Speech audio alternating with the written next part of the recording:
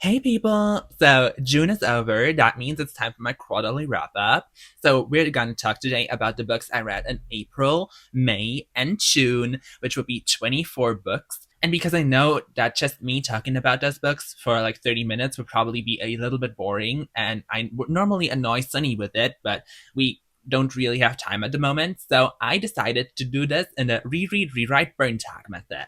For that to work, I created the spinner wheel, which has all the books I read in April, May, and June on it.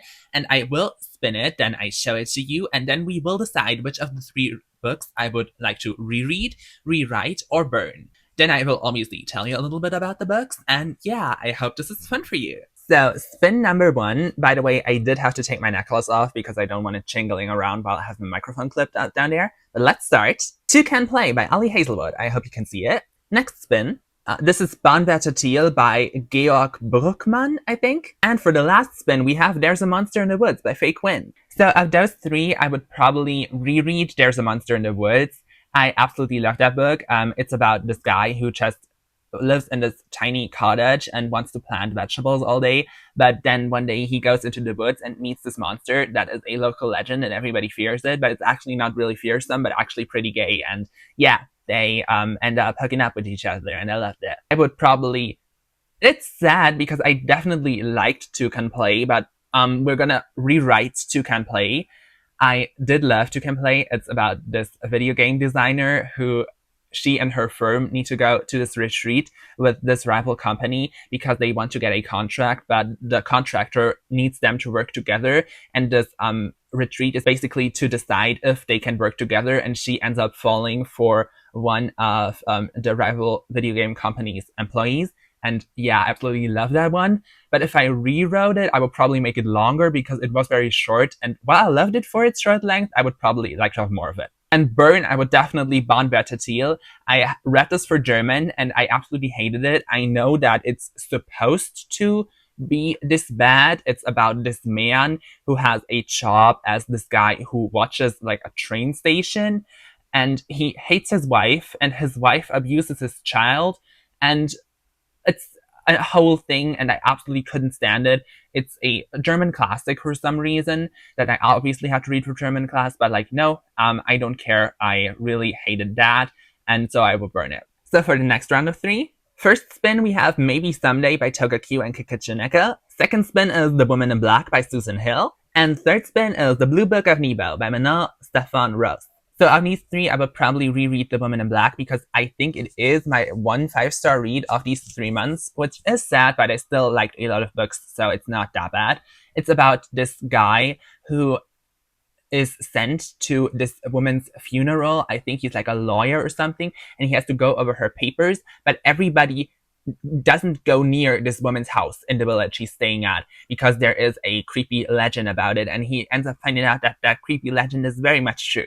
I loved it. It had a very good atmosphere, and yeah, as I said, it is my favorite book of these 3 months, so I would definitely reread that one. As for a rewrite, I would probably do The Blue Book of Nebo. I still like that one. I gave it 4 stars, but if I had to rewrite something, I would probably make it more adult. It's obviously does what it's supposed to be in a YA book, but this is about this woman who lives with her son and her daughter through the apocalypse. And it's very much focused on this family and how they survive through this apocalypse. And the apocalypse itself is very vague. We never really get an explanation of what exactly happened. And I really like that about it, that it's just staying focused on this family and their survival, not the greater world implications. But I would probably still have liked it to be more adult. That's just because I don't read that much YA, but the book is great, and I just had to put something in the rewrite tag, I guess. And I guess I would burn Maybe Someday by Kikichineko and Toga Q. That is obviously another book in the In These Words series. It's a prequel focusing on the killer from In These Words, his history as a policeman working on a human trafficking case in Hong Kong. And I have issues with that series. I have talked about it a lot, but yeah, I would burn it in that case. But I still gave it 3 stars. So now on to our next spins. For the first spin, we have Vergiss dein nicht by Yu Hex. The second spin is Pink Heart Champ Beat 1 by Shikei. And the third spin is The Call of the Wild by Jack London. So out of these 3, I would probably reread Vergiss dein nicht by Yu Hex. I got this at DoKoMi, and the author was so lovely. So I really liked this, and it really surprised me in the way that I don't like a lot of German romance books, but this one was not cringe, and I definitely liked all the LGBTQ inclusivity. Like, that was such a cute world, and it was a little fanfiction-y, but I loved it. It's basically about this guy who dies in a motorcycle accident, but then wakes up in the afterlife, and maybe death has a thing for him. And I really loved it. Oh, by the way, I got this at DoKoMi, and there has been a disturbing revelation brought to my attention. Apparently, there is a death connected with that con. Sunny told me about this. Apparently, in Cologne, I don't know how the body got there, but it's probably through the river. There was a body found of a cosplaying person that is supposed to have been at DoKoMi and maybe died there. I am very disturbed by the revelation, and we looked at the crime scene photos, and I wouldn't recommend that unless you have a strong stomach because it is disturbing. But I'm so shocked by this entire thing. Okay, it's currently I don't think it's a criminal investigation. They are just looking who this person even is. But I am frankly disturbed, and I'm gonna link the entire thing down below if it hasn't resolved itself by the time I post this video, because I would definitely like if anybody of you has seen them to go to the police if you have any information on this, because I'm just shocked, okay? But I would don't look at the crime scene photos. They are attached to those thing, but don't look at them unless you do have a strong stomach and are ready to see something disturbing, because it is disturbing. Oh, but I think I have to mention that when I talk about DoKoMi, because yeah, that's just attached to it now for me, and I'm disturbed by it. But holy shit, okay. Other than me here, they apparently found who this is. I just looked at the page of the police, and the original report has been revised, and there is a new one saying that they have now enough information to know who this person is. They also stopped publicizing the crime scene photos, so you can't look at them anymore, which is good because they are disturbing. And I don't know if there has been any conclusive evidence now given up yet on who they are, what happened exactly, if it really is connected to DoKoMi, but apparently there has been enough information, so good. I just wanted to give an update. When it comes to a rewrite, I would probably rewrite Pink Heart Beat 1. I gave that one 4 stars. I really liked it, but the beginning of it was just a little something I could not get into it. That may be because I haven't read the original series, but I would probably just do something to the beginning that would make the onboarding process better, even though I don't know what that is, okay? And I did end up liking the book, so who gives a shit what I think? But this is about these two people from the original series. They are a couple, and now one of them has already graduated university, and the other one is still going there. And the one now is working at this recording studio, and he has all these hours, and so there's a lot of miscommunication between the two on how their time is managed, because one of them works so much and the other one is actively working towards his university degree, and so they can't really have that much time together, and that's obviously a problem. And there is this entire theme through the book of this one character's connection through music, because he has a really hard time, because while he is working towards his university degree, he's also having this anxiety about his future, and this connection to the music that his boyfriend made helps him towards that. And I just love that. And so yeah, I would technically rewrite it because, again, the tag, but I really like this. And then I guess I would burn The Call of the Wild by Jack London. I give this 3 stars. I picked it up because I read White Fang last year, and I really liked that one. But this one, I don't think hit that much for me. I know this is a beloved book, but I just don't really care that much. I like White Fang better. It's basically the reverse of White Fang. So where White Fang is about this wolf who basically becomes a dog by the end, this is basically about this dog who becomes a wolf by the end. And it's not bad, but I would probably recommend White Fang over it. But I would also probably think if you read this one before White Fang, maybe White Fang would just be a little repetitive. I don't really know how these works in comparison are regarded, but I liked it still. It's just not as good for me. So now on to our next spins. First spin is The Har by David Sodergren. Second spin is Scratch Moss by David Barnett. Third spin is Luca and Noah Himbo Tales Volume 1. So of these four, I would probably reread Luca and Noah Himbo Tales Volume 1. This is just a collection of smutty short stories I got at DoKoMi. I love this artist, and these are pretty easy to reread, and I love the style, and they are hot, so I would probably reread them. So I'm very conflicted here because I definitely would rewrite Scratch Moss to make it better, but I like The Har more and I don't want to burn it, but I also don't really know what I would rewrite about it. So we're gonna make this controversial. I'm gonna put rewrite Scratch Moss because I loved the first half of Scratch Moss so much, and I would rewrite the second half to make it this 4.5 or 5-star book for me, and then it would definitely be great. But yeah, Scratch Moss is about this guy who goes back to his hometown to bury his father, and there's some disturbing revelations coming about that. It's this old coal mining town, and you're following the entire book like decades back through the history of this mining town and the evil entity that is going around there. And yeah, the first half is great, the second half is not so much, but this is just my taste. I would still definitely recommend that book, but I am putting it here to rewrite because then it would be perfect for me. And yeah, then I guess I'm burning The Har, which is sad because I really like that book. I gave it 4 stars. And yeah, this is about this woman who is one of the last people in her village to hold out against this evil billionaire who wants to buy up all of their village and just make a golf course on it because he wants to have a golf course on the Scottish coast, I guess. And yeah, one day she finds this mysterious blob on the beach, and this mysterious blob just may be a deadly monstrous creature from the sea that wants to help her kill all the evil billionaire's people. This is gory and fun, but also sad with some really intense ruminations on aging. At least I had them because, yeah, that book made me cry.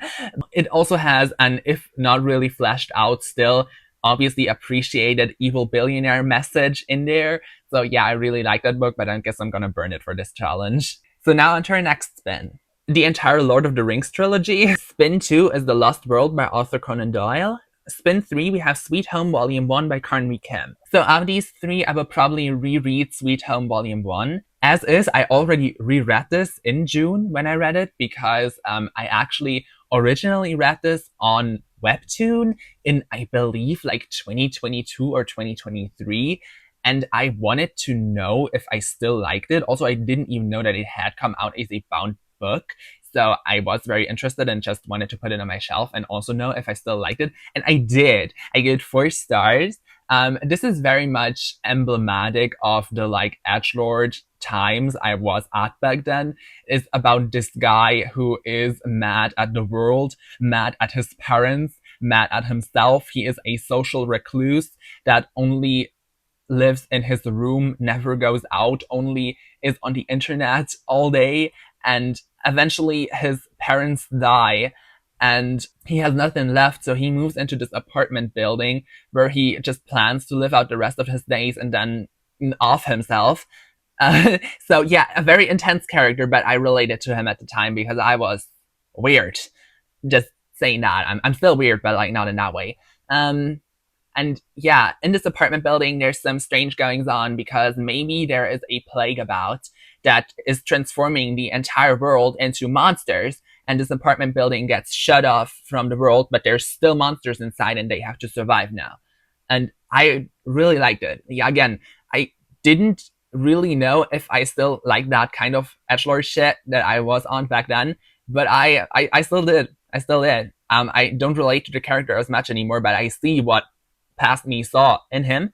And so, yeah, I cool time because I also read it very fast. And I'm very interested in actually continuing the series now, which I never did back in the day. So yeah, a win for me. I would then probably rewrite The Lost World by Arthur Conan Doyle simply because I love dinosaurs. I gave this book 2 stars because I hated every one of the characters. Challenger is a total ass.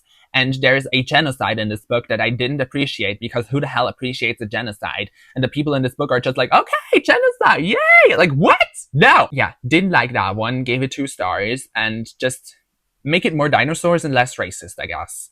If you didn't know what this is about this journalist guy who wants an interview with Professor Jellinger to expose him as a fraud, basically, but he ends up being roped into this expedition to this dinosaur plateau in South America, and he finds out that Professor Jellinger is not a fraud, but did really, in fact, find living dinosaurs still on this earth. And then I guess I would burn the entire Lord of the Rings trilogy, which... don't crucify me. It's just not for me. I know that it's for other people, but not for me. I have a very specific taste in fantasy, and Lothar doesn't fall into that, okay? It doesn't. This is technically a DNF. I tried out the first book, had issues with my audiobook copy, and I was like, okay, I basically know the gist now. Why not just try the second book, but like legit this time?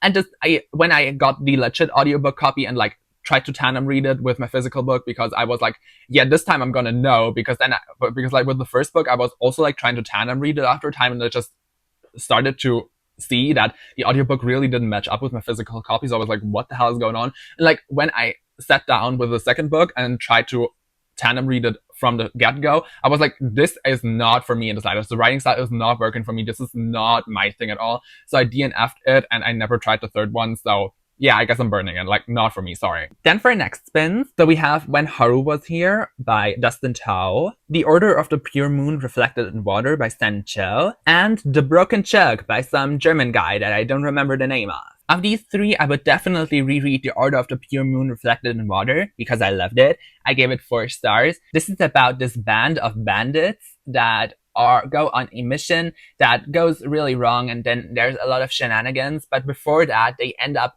meeting this nun and taking her in, but this nun also like has secrets of her own, and she's a very mischievous character, or however you say that word, I don't really know. And yeah, I loved it. It's an interesting world because you don't really get to know that much, and I have compared it so much in the past to The Empress of Salt and Fortune by Nevo. And again, if you like that book, please read this, because in my opinion, they're like so similar in like that vein. And yeah, I just loved it. I loved all the characters. They're so out there, and I love the world, and again, amazing. 4 stars. I really liked it. I would probably rewrite When Haru Was Here. This one is a 2-star read. It's about this boy who is on a Japan trip and then meets his perfect love interest Japanese boyfriend, but he ends up losing him and never seeing him again. And then 1 year later, he ends up seeing him again, but like he's a ghost or maybe an hallucination. We don't really know. And he ends up like helping him over something that is, and like a whole shenanigans. He also gets involved with a few other guys, and like, I'm sorry, but I absolutely hated this one. This is probably for some people, but not for me. I thought the main character was too stupid to live. And the way he fell in love with this boy was dumb, because I can't even say that I don't like insta love, but I disliked insta love in this case because it was just so out of the blue. And I like insta-love in the way that it is in a paranormal romance, when there's just a werewolf showing up and claiming you as his mate, because it's ridiculous, but it's also in the rules of a fantasy world. But in this case, you just had these 2 people meeting at a crossing and deciding that they were eternal lovers or something. So, no, I really disliked it, and no, sadly, not for me. And even worse, I would probably burn The Broken Jug.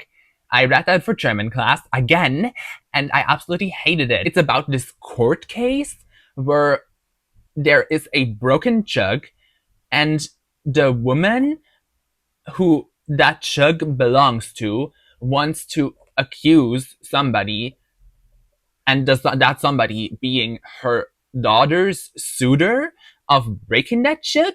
But actually, the jug has been broken by the weird old courthouse guy, and he tried to force himself onto the daughter, but when that gets revealed, the woman still is more concerned about the jug, and also the jug is some kind of weird metaphor for her virginity. Yeah, I absolutely hated it. And the way that my German teacher tried to spin this into a feminist tale is crazy. This is not feminism. No. No. not in the slightest. Hated it, absolutely. Gonna burn in hell forever, this book. Like, no. Then we get on to the next spin. First up, we have Three Body Problem, the Manhwa Volume 1. Next spin is Eine von uns by Amelie Fried. And the third spin is Bullet Train by Kotaro Isaka. So of these three, I would probably reread the Three Body Problem Manhwa first volume, just because it is very readable and short. I did not really like this. I gave it like 2 stars. I also hold this at DoKoMi. Don't get me talking about DoKoMi again because I'm disturbed. But yeah, I thought it was very incomprehensible, and I heard that the books were very hard to get into because of their subject matter, and thought that a visualization may be a good way to get me on board because I am interested, but I am just a little intimidated. But in fact, this did not clear the air at all, and I saw that the consensus is that these are a very poor onboarding process because they are a little obtuse, I think, and just explain the concepts way worse than the books do. So yeah, I'm a little disappointed. If you didn't know, this is about this scientist guy who gets recruited to basically find out why there is a wave of mass scientists taking their own lives. And that's basically all that happens in the first volume. And I guess there's aliens involved at some point, but like, it's not in the first volume, so I don't know. But again, that was a little disappointing. But I would reread it in this case because the other books are just worse. Then I guess I would rewrite Bullet Train by Kotaro Isaka. This one, it's just, I like the movie way better. I watched the movie before this, and I just really love the movie because it's so wacky and so funny. But the book is just not that, and I guess I shouldn't have expected it. But if I could rewrite it, I would probably rewrite it to be more like the movie because I like the movie and I didn't like this one. I gave it like 3 stars. And this is about a train, and there's 13 killers. Is it 13? Maybe it's less. I don't know. There's a lot of killers on it, and they all have some missions by some guys and some missions by other guys, and it's all crossing over, and they end up murdering each other. And it is funny in the movie. It isn't as much here. So yeah, do with that what you will. And I'm sorry to say this, but I will probably burn Eine von uns by Amelie Fried. I DNF this book. I read this at the recommendation of Petra. And I'm sorry, Petra, I love you, but I couldn't stand this book. I have an entire Goodreads review, which is very long, of all the issues I had with it inside of the first 60 pages, as well as the ending, which I then jumped to because the first 60 pages drove me up a wall and I didn't want to continue and just wanted to know how it ended. So I jumped to the ending, and knowing the ending, that didn't make it better, and I would probably have hated everything that this story revealed up until that point. And yes, I am very sorry, but I didn't like this at all. So I technically DNF'd this, but if I had continued it, I would not have given it a good rating. But I also am not over reading a book just to dislike it and then talk about it. But the problem is that this book was very slow. And even this first 60 pages took me like a week to get through. And again, I can read a book just to dislike and talk about it, but I cannot do that for a book that is a significant time investment. If I want a book to be a significant time investment, then I would probably rather read a book that I actually like.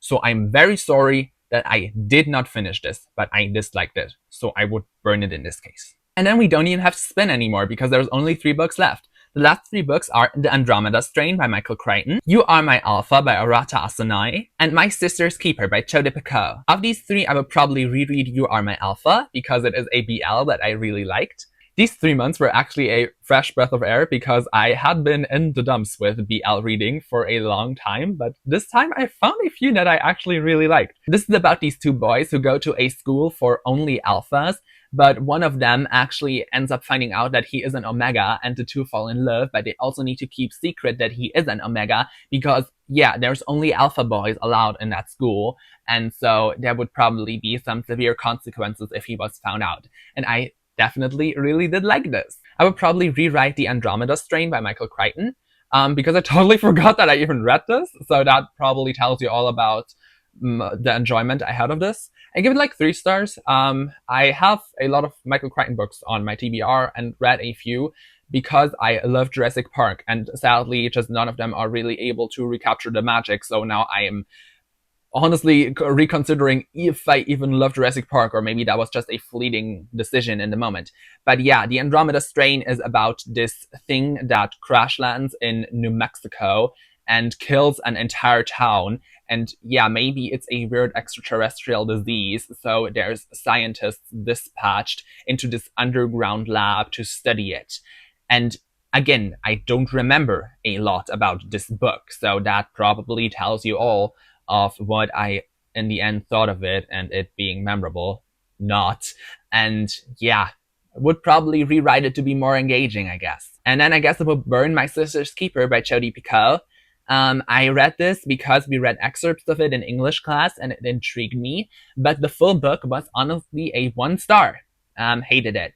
This book is a blatant emotional manipulation that tries to rope you into a few plot threads that you should care about and then pulls the rug out from under you with the most dumbfounding ending I have probably ever experienced. Also, there is the fact that I just don't really get on board with the decision of the romance subplot of these two side characters even being included in here, while the brunt of the book is a medical drama about these girls and one of them possibly dying. So I think we have better things to do than hang out on a yacht, eat cheese, and reminisce about the glory days of your goth girlfriend in high school and you plowing her on a grave.